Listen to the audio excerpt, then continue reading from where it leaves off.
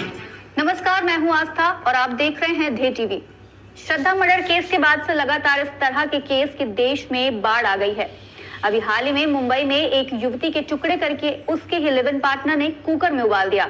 इन सब खबरों को सुनकर कभी कभी मन में सवाल उठता है कि क्या ये गुस्से में उठाया गया कदम है या इसके पीछे कोई साजिश है। दरअसल इस तरह के केस को कोल्ड ब्लडेड मर्डर कहा जाता है, यानी ऐसा काम जो ठंडे दिमाग के साथ सोच समझकर प्लान किया जाए वह कोल्ड ब्लडेड एक्ट कहा जाता है। आसान भाषा में कहे तो वो सारे अपराध जो तैश या गुस्से में या खून खौलने पर ना करके प्रॉपर प्लानिंग के साथ किया जाए वह कोल्ड ब्लडेड क्राइम कहे जाते हैं। आइए समझते हैं कि क्या है कोल्ड ब्लडेड मर्डर और साथ ही ये भी समझेंगे कि इसके बारे में मनोवैज्ञानिक का क्या कहना है।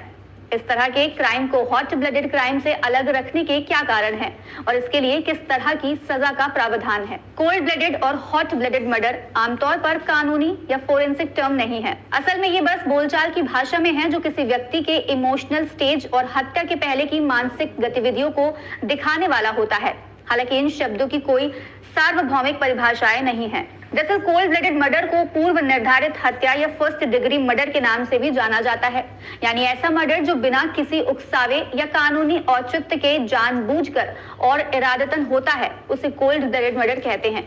इसके लिए अपराधी योजना बनाता है और अपनी काम को अंजाम देने के लिए सभी फैक्टर्स पर इन्वेस्टिगेशन करता है। ऐसा माना जाता है कि इस पर सबसे पहले काम करने वाले क्रिमिनोलॉजिस्ट एंड न्यूरोसाइंटिस्ट एड्रियन राइन थे।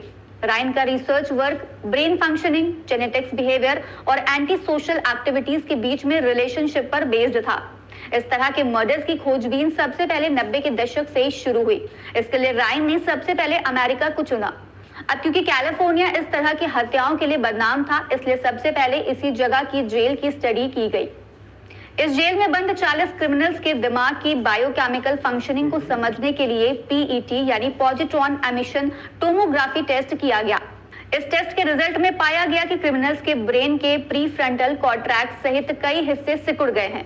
लगे हाथ आपको बता दें कि प्रीफ्रंटल कॉर्टेक्स दिमाग का वो हिस्सा है जो सबसे ज्यादा कॉम्प्लिकेटेड कॉग्निटिव स्किल को परफॉर्म करता है, यानी यही हमारे विचारों, कार्यों और भावनाओं को समझदारी से नियंत्रित करता है।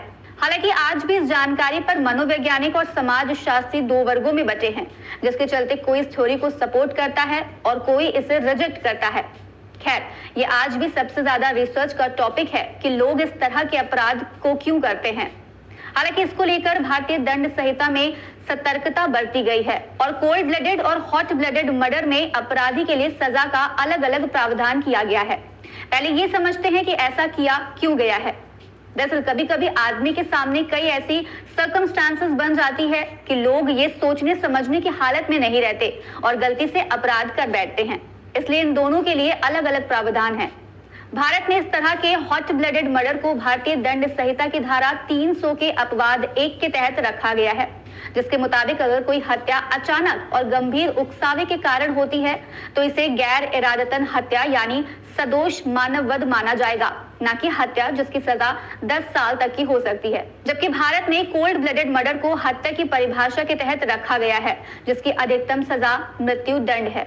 आज इस वीडियो में फिलहाल इतना ही। हम फिर हाजिर होंगे एक नए एपिसोड के साथ। तब तक के लिए मुझे दीजिए इजाजत। नमस्कार।